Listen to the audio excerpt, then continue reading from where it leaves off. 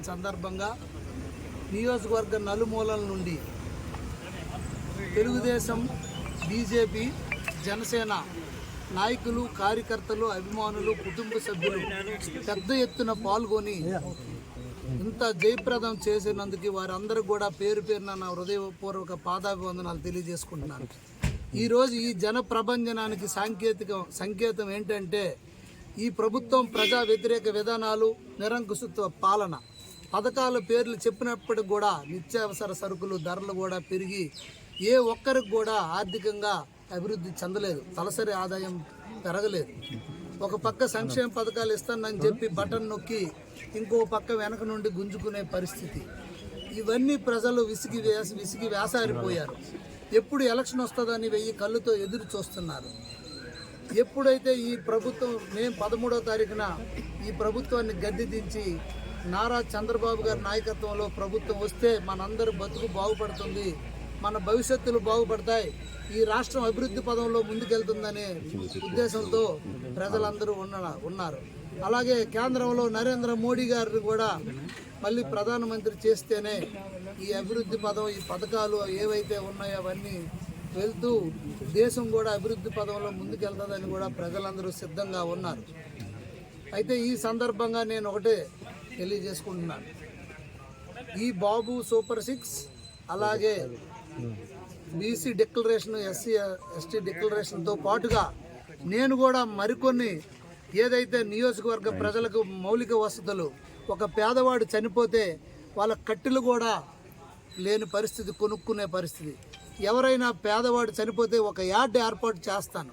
ఆ యార్డ్లో పిడకలు కానీ అలాగే కట్టెలు కానీ అందిస్తాను. అలాగే ఫిషర్మ్యాన్ ఏరియాలో ఒక వ్యక్తి చనిపోతే వాళ్ళ సీమెన్స్ ఎవరైనా కొడుకులు కానీ వాళ్ళందరూ సీమెన్స్గా ఉండి రావలిస్తే వాళ్ళకి చాలా ఇబ్బందులు గురవుతున్నారు. ఈ సందర్భంగా వాళ్ళకి అక్కడ ఫేజర్ బాక్సులు కూడా మండలం కోటి చొప్పున 2 మండలాలకి టౌన్ కోటి 3 అందుబాటులో పెడుతూ ఎటువంటి ఫీజు తీసుకోకుండా వాళ్ళకి ఏర్పాటు చేస్తాను. అలాగే ఏదైనా పండగలు పబ్బాలు అయినప్పుడు, వాటర్ ప్రాబ్లం అయినప్పుడు, మోటార్స్ కాలిపోయినప్పుడు నీటి ఎద్దడికి గురవుతున్నారు. ఈ సందర్భంగా రూరల్ మండలం గారా ఒకటి, రూరల్ మండలం ఒకటి, శ్రీకాకుళంకి ఒకటి 3 ట్యాంకులు కూడా, వాటర్ ట్యాంకులు కూడా నేను పెట్టదలుచుకున్నాను. అలాగే అంబులెన్సులు, కొన్ని అంబులెన్సులు మినిమం ఛార్జెస్ చేస్తున్నారు, అలా కాకుండా ఫ్రీ అంబులెన్సెస్, అదే రూరల్ మండలంకి, గారకి, శ్రీకాకుళంకి 3 అంబులెన్సులు కూడా నేను ప్రత్యేకించి నా వంతుగా నేను పెట్టి ప్రజలకి ఈ కనీస అవసరాలని తీర్చిదిద్దుతానని నేను తెలియజేసుకుంటూ, నియోజకవర్గం మొత్తం నేను కలియ తిరిగాను గత 3 సంవత్సరాలుగా. నాకు దీనిపైన నియోజకవర్గం సమస్యలపైన, అలాగే నియోజకవర్గం అభివృద్ధి చెందాలంటే ఏంటి ఇన్ఫ్రాస్ట్రక్చర్ డెవలప్మెంట్ చేయాలి దానిపైన కూడా, అలాగే పథకాలు అమలయ్యే తీరు కూడా నేను చూశాను. డోర్ టు డోర్ వెళ్ళేటప్పుడు ఎక్కడ ఎటువంటి ప్రాబ్లమ్స్ అవుతున్నాయి, ఎంతోమంది అర్హులయ్యి ఉండి కూడా ముసలి వాళ్ళు ఉండి, అలాగే అవిటి వాళ్ళు, వికలాంగులు ఉండి కూడా వాళ్ళకి పెన్షన్ రాని పరిస్థితి, భర్త చనిపోయిన కూడా సంవత్సరాల కొద్ది పెన్షన్ రాని పరిస్థితి. వీటన్నిటి మీద నేను అధిగమించి అర్హులైన ప్రతి ఒక్కరికి కూడా వితిన్ ది టైం పీరియడ్లో రావాలని నేను దానికి స్పెషల్ డ్రైవ్ చేసి నా ఆఫీసులోనే ఒక స్పెషల్ ఇది పెట్టి అర్హులయ్యి వాళ్ళకి ఏమైనా సాంకేతిక కారణాలు ఉన్నా ఇక్కడ గల్లీ నుండి ఢిల్లీ దాకా కూడా మాట్లాడి ఇమీడియట్గా వాటి సాంకేతిక లోపాలని క్లోజ్ చేసి వెంటనే ఆ పథకాలు అమలయ్యే విధంగా, అలాగే ఇల్లులు ఉన్న అర్హులైన వాళ్ళకి ఇల్లు లోన్లు రావట్లే, అలాగే 100 సంవత్సరాల నుండి ఇల్లు ఉన్నా అక్కడ పట్టా లేదని చెప్పి, పొజిషన్ సర్టిఫికేట్ లేదని చెప్పి అక్కడ కూడా ఆపేసిన పరిస్థితి. వీటన్నిటిపైన నేను దృష్టి సారించి, అలాగే నియోజకవర్గంలో ప్రస్తుతం ఉన్న సమస్యలు గత 5 సంవత్సరాలుగా ఎక్కడ వేసిన గొంగలు అక్కడే ఉంది. ఎటువంటిది కూడా ఇప్పుడున్న మంత్రి గారు ఏమాత్రం డెవలప్ చేయలేదు. మొదటి 2.5 సంవత్సరాలు ఆయన పూర్తిగా నిర్వీర్యంతో, నిరాశతో బోర్డు పెట్టేసిన పరిస్థితి, పూర్తిగా మొద్దు నిద్రపోయారని చెప్పొచ్చు. తర్వాత 2.5 సంవత్సరాలు మంత్రి పదవి వస్తే ఎటువంటి పనులు చేయలేదు. కనీసం మన రైల్వే స్టేషన్కి వెళ్ళిన రోడ్డు గుంతలు కూడా పోర్చలేదు. ఎందుకని అంటే అంతా తాడేపల్లి ప్యాలెస్లో జరుగుతుంది అని చెప్తున్నారు. అలాంటప్పుడు మీరు మరి దేనికి మీరు ప్రశ్నించాలా? అలాగే నియోజకవర్గంలో 2 నదుల్లో నీరు పూర్తిగా ఇసుక దందా జరిగింది, దీన్ని అరికట్టి, అలాగే ఇక్కడ మురుగు నీరు దాన్ని ప్రాసెస్ చేసి నదిలో కలపాలి, ఆ ప్లాంట్ అక్కడ ఆగిపోయింది. దీన్ని అండర్ గ్రౌండ్ డ్రైనేజ్ సిస్టమ్ నిన్న చంద్రబాబు నాయుడు గారు వచ్చినప్పుడు కూడా మహిళా మీటింగ్లో స్పష్టంగా చెప్పడం జరిగింది.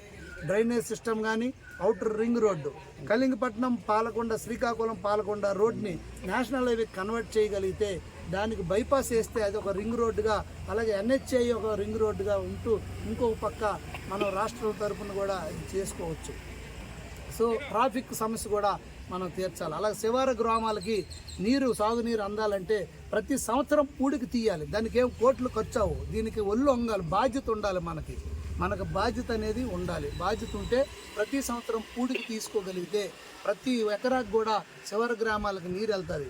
అయితే ఇంకా మిగతా సాలి ఉండం కానీ, ఇక్కడ నైరా వాటర్ స్కీమ్ కానీ, ఇక్కడ శ్రీకాకుళంలో నాగావళి నదిలో ఉన్న స్కీమ్స్ ప్రాపర్గా maintenance, O&M operation and maintenance చేయగలిగితే, సకాలంలో బిల్లులు చెల్లించగలిగితే పుష్కలంగా నీరు అందించగలం.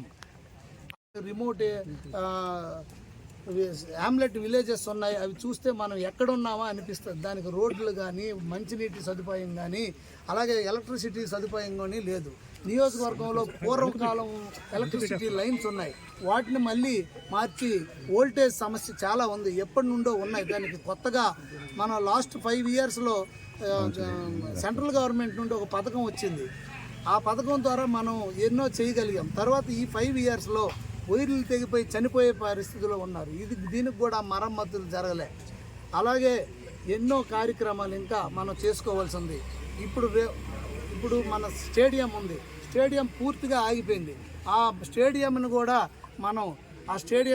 మనం బాగు చేయాలి. గత 5 సంవత్సరాల నుండి ఎలా ఉందో ఇప్పటికీ అలాగే ఉంది. కనీసం స్టేడియం కూడా వీళ్ళు పని చేసుకోలేకపోయారు. అదే అమరవల్లి, కళింగపట్నం ఎత్తిపోతల పథకం ఉంది, మోటార్స్ కూడా ఉన్నాయి, అక్కడ తుప్పు పెట్టేస్తుంది. 30 లక్షలు పెడితే అది అయిపోద్ది. పేమెంట్ ఇవ్వక కాంట్రాక్టర్కి ఆపేశారు. దాని మీద నేను దృష్టి పెడతాను. అలాగే ఏదైతే అంబల వలస దగ్గర ఎత్తిపోతల పథకం మేము స్టార్ట్ చేసాం, శాంక్షన్ చేసి, అది కూడా ఎక్కడికక్కడే ఉండిపోయింది. ఇక మన నియోజకవర్గంలో మనకి ఇండస్ట్రీస్ లేవు.